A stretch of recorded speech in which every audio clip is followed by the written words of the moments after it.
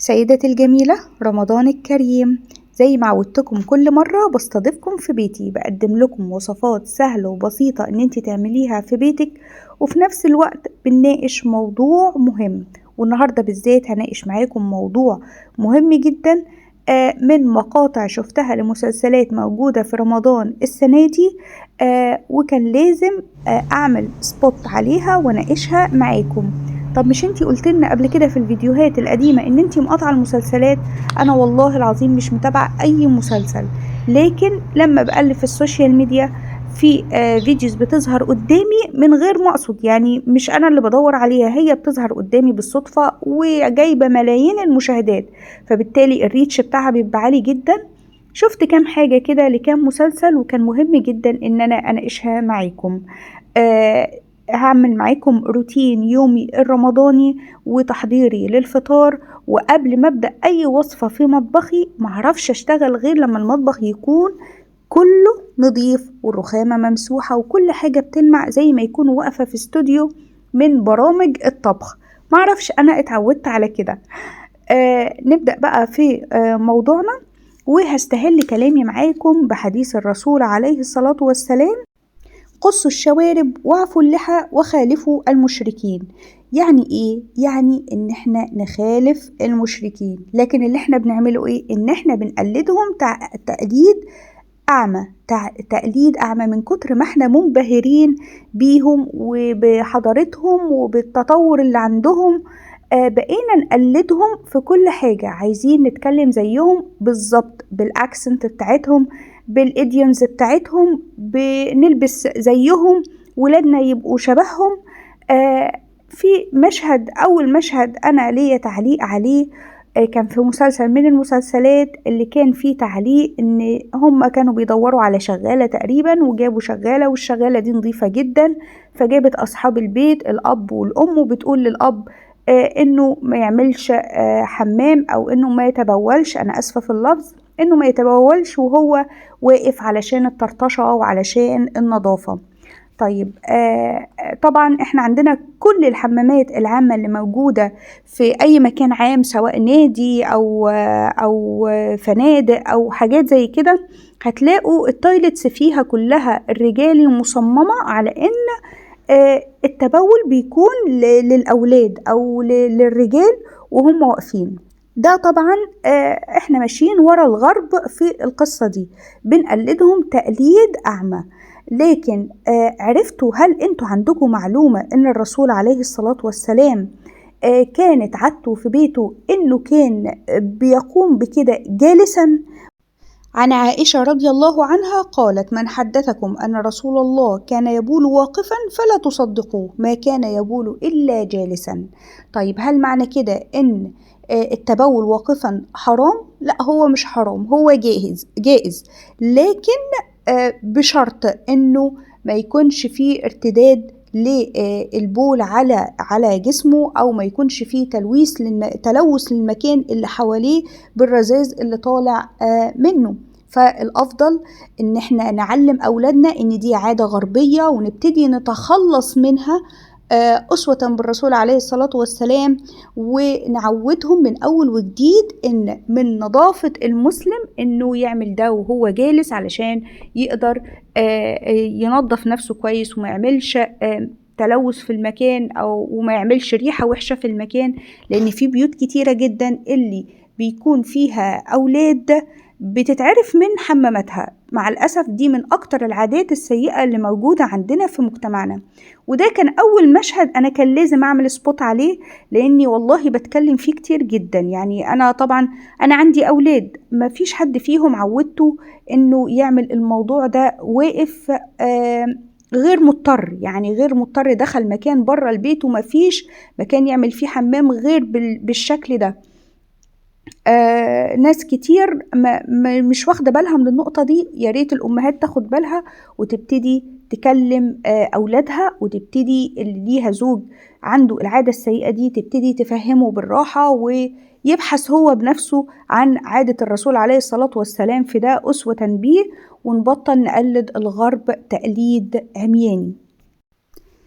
تاني مشهد من المشاهد اللي شفتها كان لمذيع مشهور جدا، كان مستضيف واحد من المغنيين المشهورين جدا، وليه أخ ممثل برضو مشهور، وليهم أخ تالت كان قاعد المغني ده بيتنمر عليه إنه عنده عربية 128 وإنه الوحيد اللي باظ فيهم، وده علشان أخوهم التالت كمل في طريق العلم واشتغل مع الدكتور أحمد زويل، وفي الآخر راكب عربية 128 وقاعد بيضحك عليه وبيتنمر عليه بطريقة يعني ساخرة جدا. يعني فعلا هزقوا في القعدة دي بالطريقة اللي كان بيتكلم فيها على أخوه اللي عنده قدر من العلم.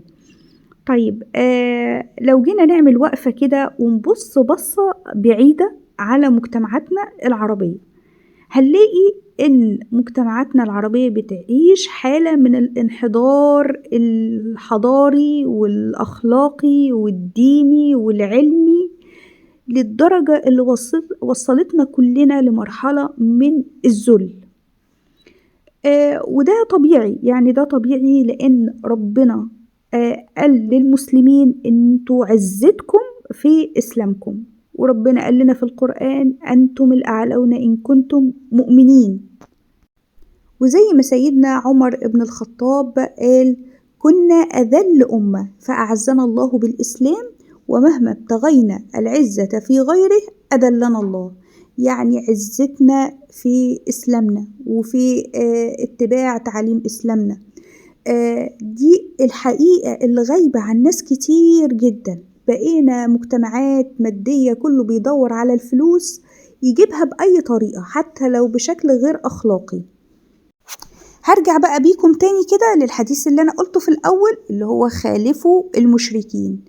كم حد فينا لما دخل أولاده مدرسة ناشونال أو مدرسة انترناشونال قعد مع أولاده وكلمهم عن إن أساسيات العلوم اللي موجودة دلوقتي والتقدم والحضارة اللي موجودة في أوروبا وفي أمريكا دلوقتي، اللي أي حد يتمنى إن حد من ولاده يروح يدرس في أي جامعة برة، كانت أساسها من العرب.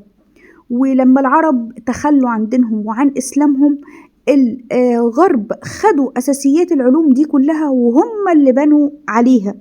يعني كام حد فينا قعد كده يكلم أولاده مثلا عن أبو القاسم الزهراوي وإنه كان مؤسس علم الجراحة يعني من بعد ابن سينا وبعد علماء كتير في الطب، اللي أسس علم الجراحة تحديدا كان أبو القاسم الزهراوي، وصنع أدوات كتيرة جدا في الجراحة، كتير منها لحد دلوقتي بيستخدم، زي ان هو مثلا اللي اخترع السرنجة، يعني السرنجة اللي بتتحقن بيها دلوقتي هو اول واحد صممها. كم حد فينا كلم ولاده عن جابر بن حيان؟ ده اول واحد اسس علم الكيمياء وكان من العراق. كان واحد كلم ولاده عن الخوارزمي، وده برضو كان عالم من العلماء وكان اتولد برضو في العراق. كم واحد كلم أولاده عن عباس بن فرناس؟ عباس بن فرناس ده وكالة ناسا نفسها أطلقت اسمه على فوهة قمرية من كتر ما هو كان سايب علم أساسي عن الطيران وسرعة الرياح. لما كان بيحاول يصمم الجناح اللي حاول يطير بيه لكنه وقع، يعني دي كانت أول محاولة في التاريخ قبل الأخوين رايت اللي ولادنا كلهم بيدرسوهم في المدارس الأجنبية دلوقتي وما يعرفوش حاجة عن عباس بن فرناس ده.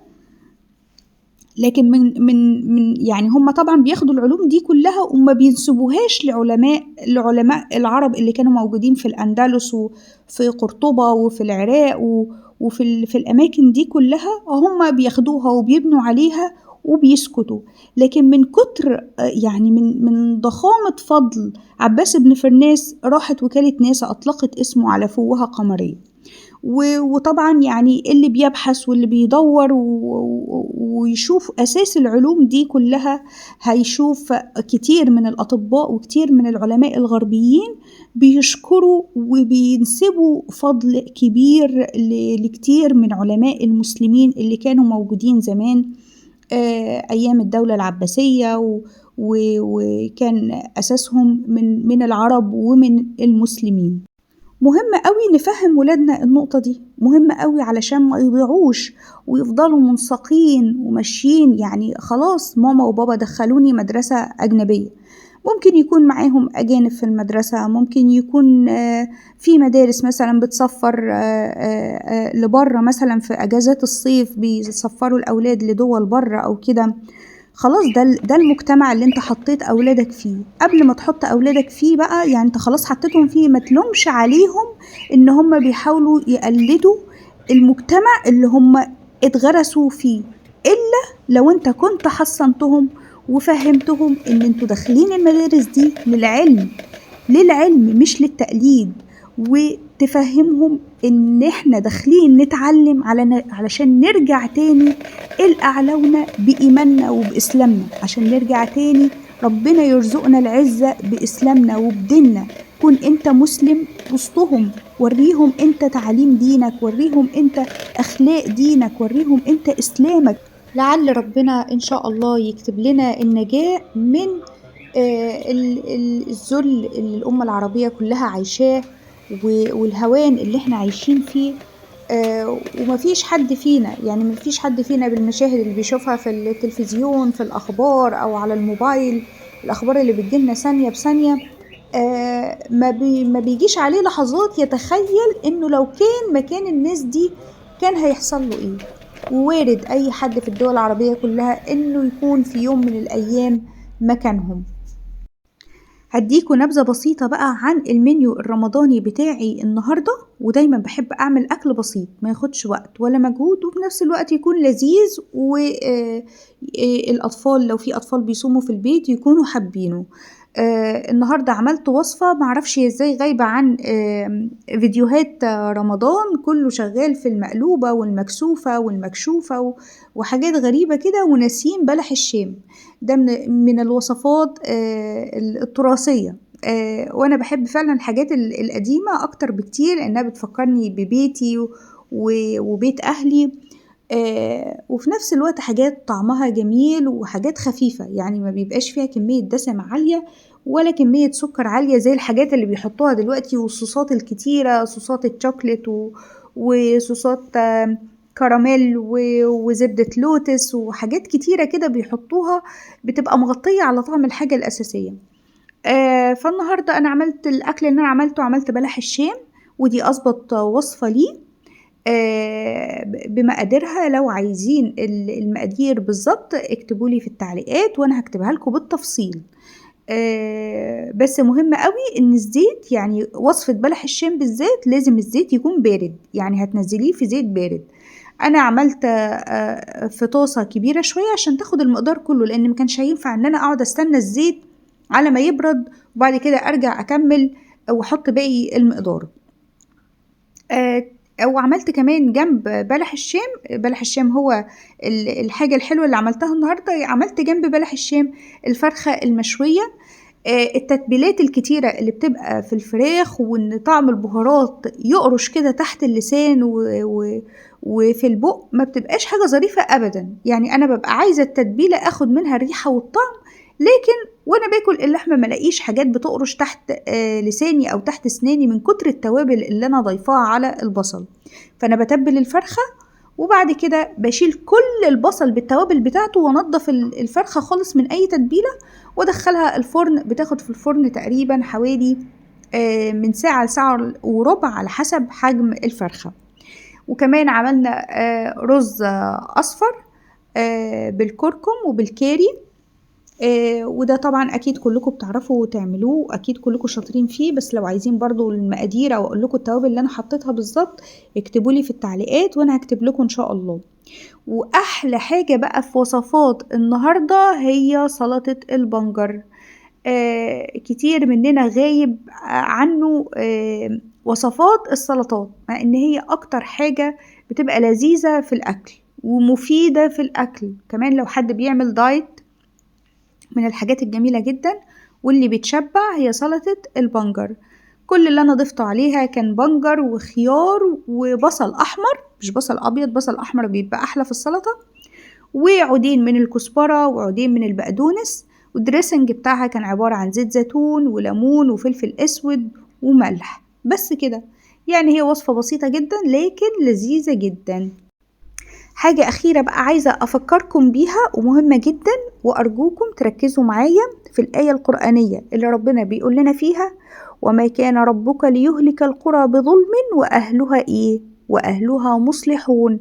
ربنا ما قالش صالحون، قال لنا مصلحون.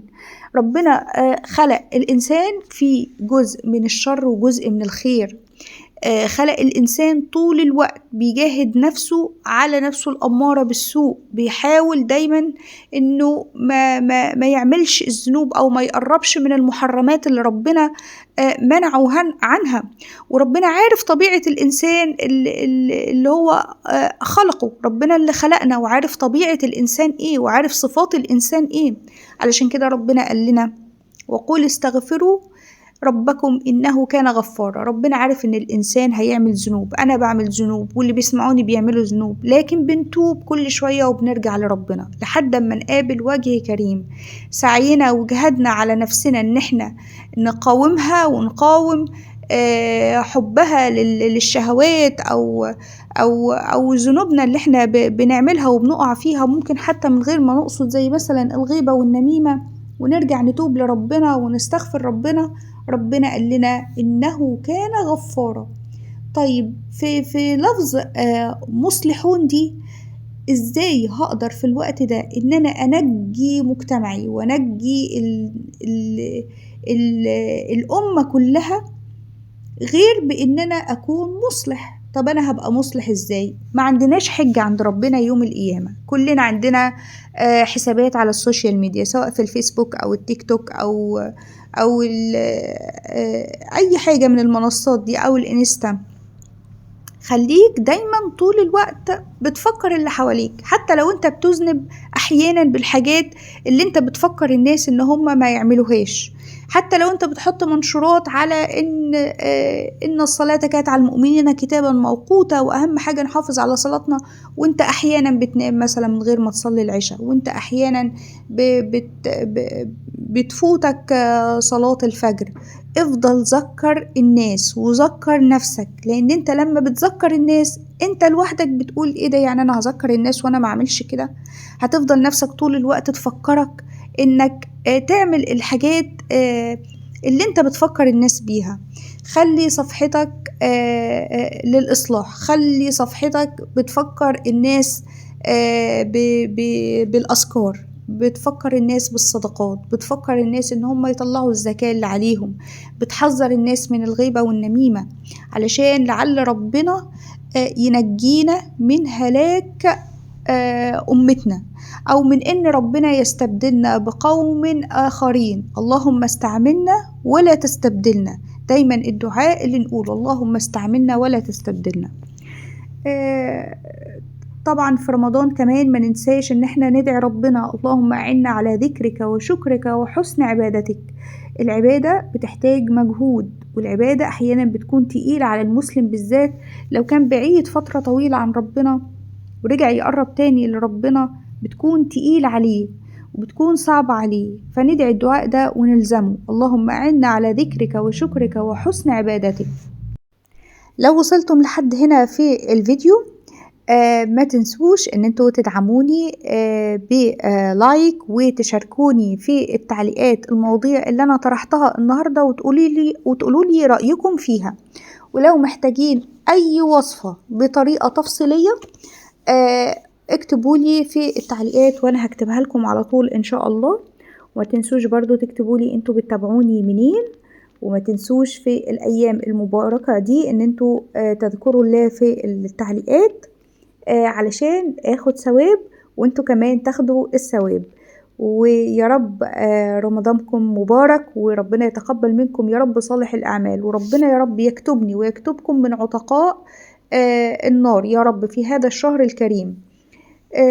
وأشوفكم إن شاء الله في فيديو جديد. مع السلامة.